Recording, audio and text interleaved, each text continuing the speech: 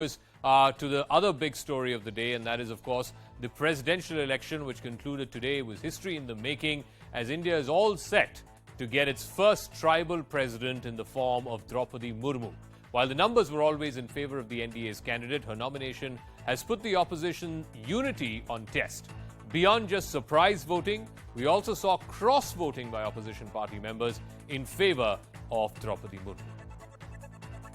All right, let's bring you up to speed with how things stand as of now. Remember, there were multiple opposition parties, including the likes of the JMM, the YSRCP, the SBSP, the Shiv Sena even, that decided to break ranks and vote for Draupadi Murmu. Yashwant Sinha, supported by just a minimal number of opposition parties who do not have the numbers.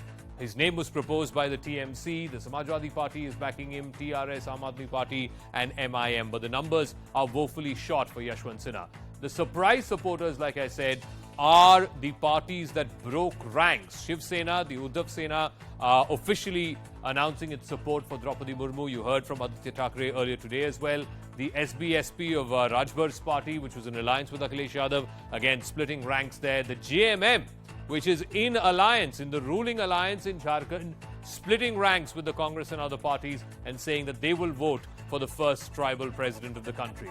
Also, as far as the UPA's candidate is concerned, there were far fewer parties and certainly no parties that are allied with the NDA supporting him. Number two, on the question of the vice presidential candidate, now it's very clear it's going to be Jagdeep Dhankar versus Margaret Alva. Why did the BJP pick Jagdeep Dhankar? Because he was a surprise choice.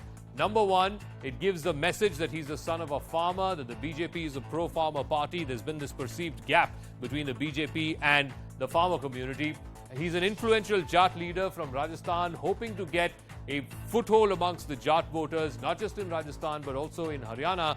Remember, Rajasthan goes to polls next year, Haryana the year after that.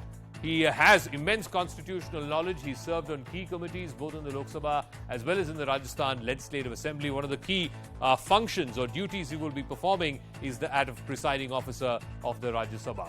So for all these factors and also political and legislative experience, it may help the BJP in passing some crucial bills, particularly in the Rajya Sabha, where a bulk of the parliamentary opposition seems to be coming from. Let me now go across to our different guests who are joining us on this. Our political guests first, Shehzad Poonawalla, spokesperson of the BJP here in our studios. Dr. Amiben Yagnik, Member of Parliament of the Congress and spokesperson. Dr. Shashi Panja, Bengal Cabinet Minister and TMC spokesperson. And Dr. Nadan Mehta, author of the book, The New BJP, is joining us. Let me start with Shehzad Poonawalla. So I've just listed out why there was a surprise pick of Jagdeep Dhankar. The question is, again, the opposition is asking, why couldn't you have chosen for a consensus candidate, as was the case even with Draupadi Murmu? The TMC made an issue that had Mamata Banerjee known, maybe they would have agreed for a consensus candidate.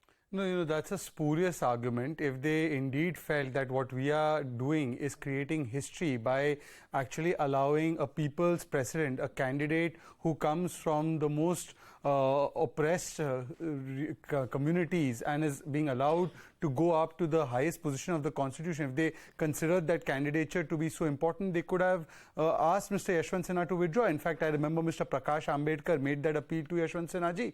And if TMC is indeed backing the candidacy of Yashwant Sinha, they would have invited him to Bengal. I believe Shashi Panja ji will tell us whether Yashwant Sinha ji, the person who belonged to the party, actually got a chance to even go to Bengal. And secondly, look, the most important point is that it's not about whether they wanted a candidate on which consensus could be built. Today, you have a person like Mr. Jagdeep Dhankar. That person has been suggested by us as the vice presidential nominee. They have put forward Margaret Alva. Now, what is Margaret Alva? She has made a series of charges against the Congress leadership. Do they back these charges that she's made, including the tank scam, including the scam of Augusta Westland, the entire Christian Michael being linked with the Gandhi family? Do they buy the allegations she'd made about ticket selling in the Congress party? Have they forgotten those allegations, or are they saying no, those allegations were indeed true? So they must explain about their own candidate rather than pick holes with us, because people are supporting. I want to ask Dr. Shashi Panja, because of all the opposition parties, it's been a curious case of the TMC, because it's been 48 hours since Jagdeep Dhankar's name was announced. And the TMC, curiously, has not taken a position on backing the opposition candidate, Dr. Margaret Alva. In fact, there were 17 opposition parties that met yesterday at Sharad Pawar's residence, and 17 opposition parties proposed and agreed to Margaret Alva's name, but the TMC still has not taken a position on backing her or opposing her candidature. Why?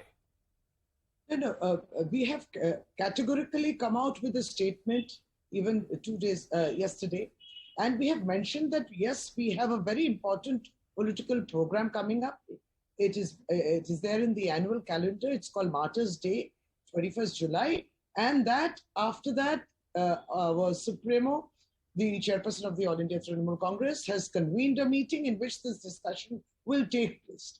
You see, but ma'am, may I ask? May I ask? Mr. Because Poonawalla, when Draupadi Murmu's name was revealed, your chief minister did say post facto that had she known that this was a historic election and that Draupadi Murmu's candidature was being proposed by the BJP, maybe she would have agreed to a consensus candidate. Now you know the candidature of Jagdeep Dhankar. So are you going to support him or no? I don't understand why this statement of ours, which we have placed on record, why is it so difficult for you to accept? We said we are busy with a very important program. We were busy with the presidential polls too, isn't it? I mean, how much, what the BJP is basically doing what it did in the presidential polls selection also, in the candidate selection, was coercive unilateralism.